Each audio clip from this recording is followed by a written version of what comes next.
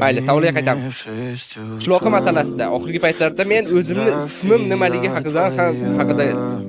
haqidagi savoldan ham ko'proq qishloqi kim degan savolni ko'proq eshityapman. Va bu savolga hozir men to'liq qilib javob bermoqchiman. Shuncha vaqtdan beri artefakt men edim, to'g'rimi? Mana men hozir sizlarga o'zimni ko'rsatdim va to'g'ridan tushunishingiz mumkin. Men o'sha artefaktman. Qishloqqa keladigan bo'lsak, qishloqqa esa u ham men edim. Tushunyapsizlarmi? Shuncha vaqtdan beri qishloqqa va artefakt Umid qilamanki, hafsalangiz bir bo'ladi.